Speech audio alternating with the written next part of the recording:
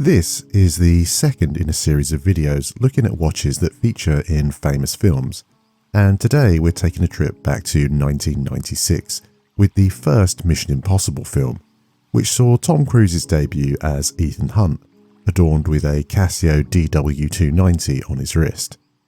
This video is going to be part film discussion, part watch discussion, part review, and honestly, part ramble. If that all sounds good to you, let's get into it.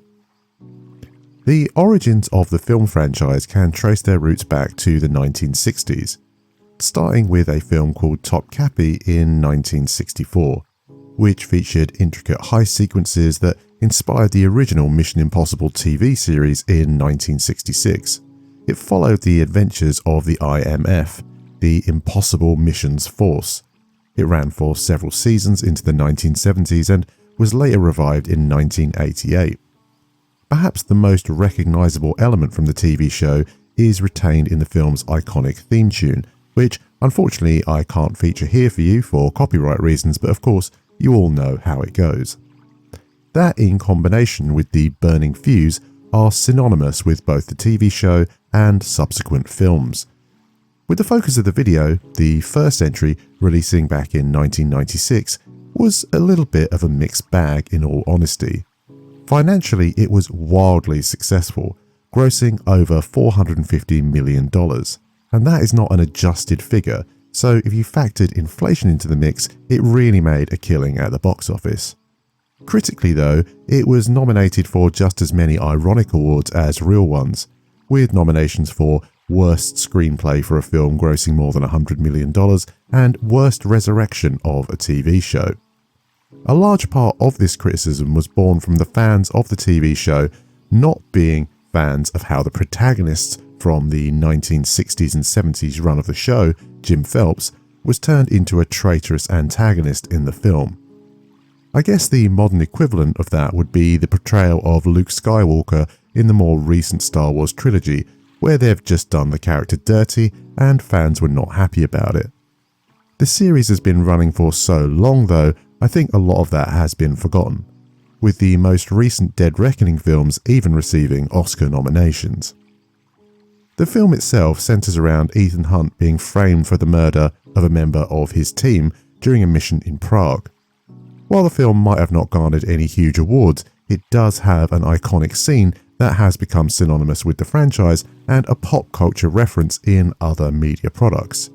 I'm referring of course to the sequence where Ethan Hunt steals the knock list of undercover agents from the CIA's Black Vault.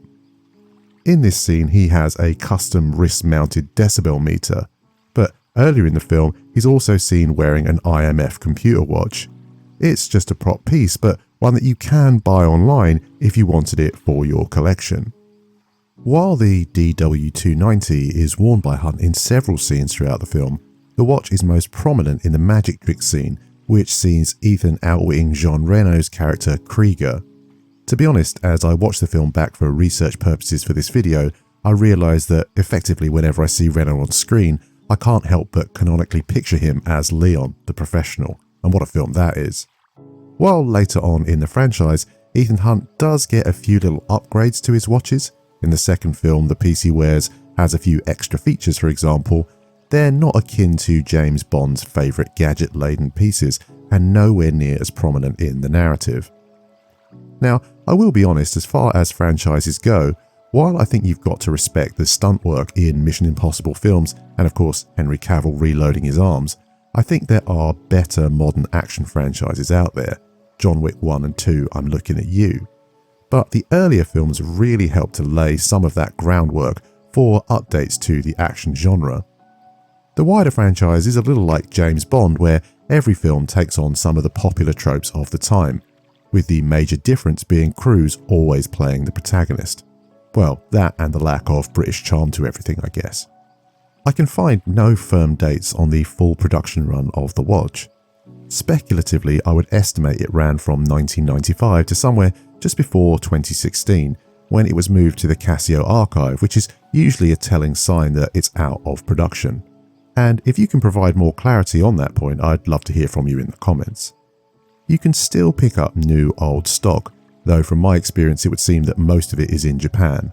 I paid just over $80 for mine, including shipping fees, which is a bit of a markup over the original $55 recommended retail price for the model, but still not too bad given that it's been out of production for what I'm estimating is around a decade at this point. As far as specifications go, it has a lot of what you'd expect from any Casio digital piece, with electroluminescent blue backlighting, a stopwatch, timer, alarm and calendar functions all as standard. It can also flash and buzz instead of a standard alarm beep. It's a very chunky piece at over 46mm in diameter at the thickest point, and that is a little deceptive given the hexagonal shape.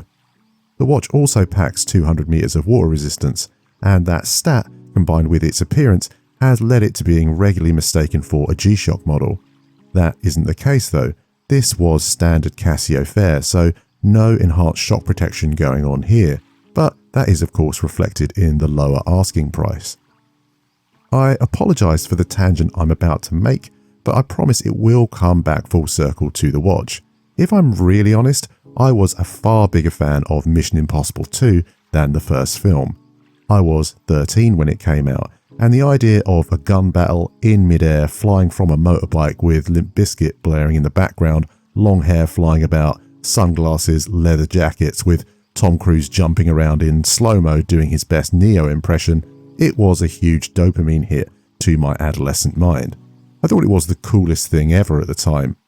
I've recently been diagnosed as autistic, and looking back on my childhood, I would be willing to make a big bet that I got it from my dad.